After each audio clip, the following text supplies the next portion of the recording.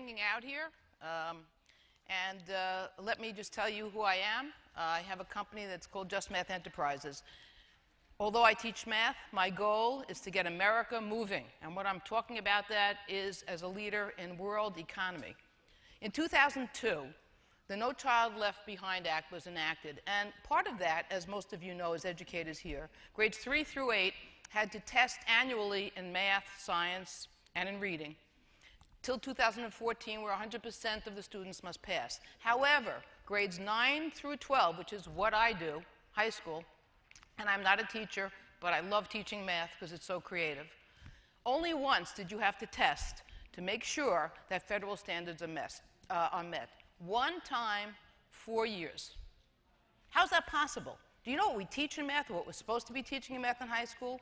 Algebra, conics, functions, geometry, pre-calculus, trigonometry, calculus, statistics. One testing for all of America? What does that tell us? Can we do it? Absolutely not. Is it going to happen? Absolutely not. What does it do? It allows the watering down of the curriculum in America. It has allowed the watering down of the curriculum in America. We now spend almost 3 months of every high school year teaching concepts that were taught in 7th grade. Just so in 2014, all of our students can meet federal standards. In 2003, a Parisian organization called the Organization for Economic Cooperation and Development, which publishes their responses for international assessment every 3 years, published their results. We ranked 25th out of 41 countries. 24 countries were ahead of America. We tied Latvia. In 2006, 47 countries were analyzed. We dropped to 35th. In 2009, most recently, when China was included, out of 34 countries, we stayed 25th. When you throw in China, we dropped to 32nd. China, who in 2006 was not top 5, came number 1. Shanghai beat out Finland. How did that happen? And where was America? We're still struggling to meet 2014, No Child Left Behind. China did it in 4 ways. Number 1, they immediately abandoned a system where all students had to perform. Number 2, they had a rigorous curriculum imposed upon their students. Number 3, they invested tremendous resources in the most challenged students, not the weakest students. Number 4, they invested heavily in teacher performance and analyzing what makes instructors good. They abandoned those teachers and fired them that didn't. Where is America now? We're well behind. We are trying to impose standards for all students. That cannot be. We've got to move. We cannot stay a world leader in this global economy. As a matter of fact, after the 2009 results were published, Bill Gates said, and I quote, "We must get America moving." He urged the United States public officials to stop linking teacher pay with seniority and degree, but link them with achievement. Where are we? In the same handbasket. Recently, in July of 2011, the Wall Street Journal actually published and asked Bill Gates, whose foundation has invested $5 billion in education, was it worth it? He was promoting smaller class size. And he said, after all these years, small class size didn't move the needle much. But what he did say, and I want to quote him, is, "What did make a huge difference was teachers. Teachers have now been shown to influence student education more than any other school factor, including class size and per pupil spending." So how do we get these great teachers? What makes a great teacher? We've all had some, and I say some. Is it because I've engaged you and you've seen some of the people up here who are great? Is it because I'm able to take difficult math concepts and give you great examples? Is it because I understand the best of the students or the worst of the students? Or is it because I can actually understand why you're confused? Whatever that data is, we need to get there. In order to stay in this country, to be a global leader, we must get moving. We're lucky because how can we get moving? We can. There's 4 ways that I propose, me, a little person in New Jersey. Number 1, we start analyzing what makes a great teacher. We're lucky in that regard because Bill Gates has now dedicated $335 million, and by the way, I have no association with Bill Gates, for a 5-year pilot program to investigate what makes a great teacher, analyzing the data and standardizing that data to be implemented. Number 2, once that data is received, we must implement that into the present high school teaching staff across this country. And the unions must get on board. Teacher pay can no longer be linked to seniority and degree. It must be linked to student achievement and performance. Number 3, we must increase and invigorate our curriculum. Our math curriculum is dismal. We teach the same concepts year after year.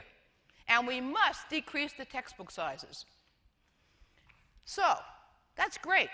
Those 3 things, that's going to take some time. What can we do now? The internet. It's in front of us. I've seen some great masters up here today, people who capture people's attention. Get those great math teachers together. Let's pool them together. We all know who they are because we've all had some, or our kids have had some great math teachers.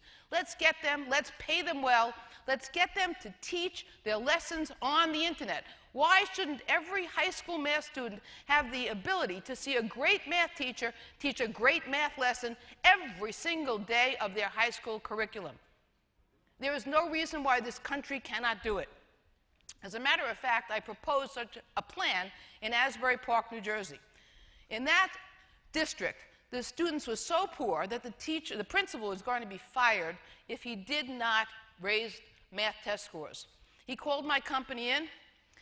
I proposed that I'd be there Monday, Wednesday, Friday to an auditorium of this size, and I would teach math and the entire curriculum on those 3 days to the entire district.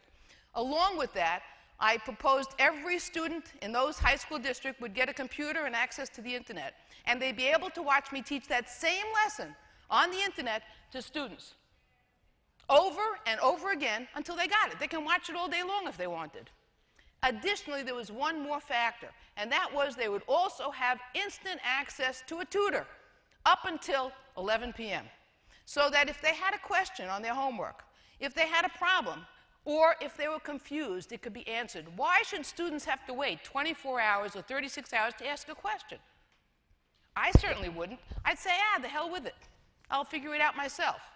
I don't want that. I don't want this country to have it. We should no longer be confused. He loved it. The union didn't.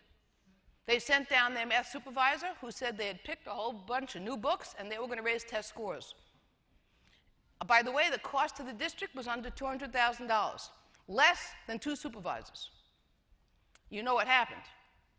The kids plummeted their scores, the principal was fired, and where are we? In the handbasket. What is happening to America? Our scores are plummeting, and our country is being fired from a world leader. Same things. Let's get America moving. I want to show you a little video of watching me teach a very boring geometric lesson about quadrilaterals to a very average student. Watch how she gets engaged. And it's this type of lesson that I propose that every great teacher can do on the internet. This student didn't even realize she was learning. She scored 100% on every section test and a 97 on that chapter test. Let's watch the video. I hope.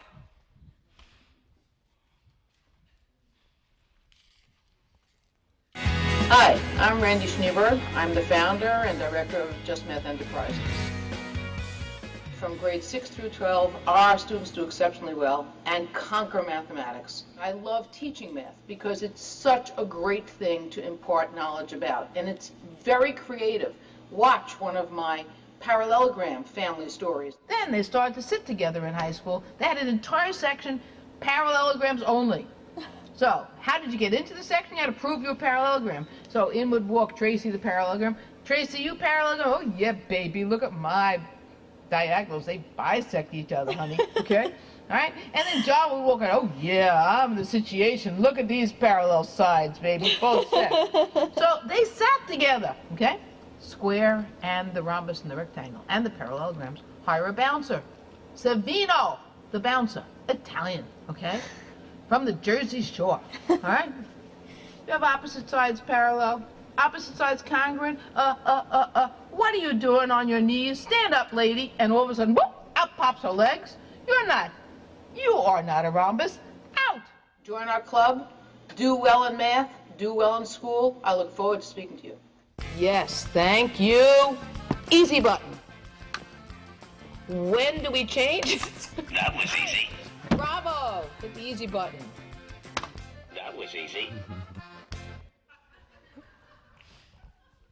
In any event, I hope this shows that there are such creative ways to teach math, and the greatest of teachers do that. They take that lesson, that parallelogram lesson, is a 6 to 7 day math lesson in school. It takes me 20 minutes to teach. So why can't we have that happening now?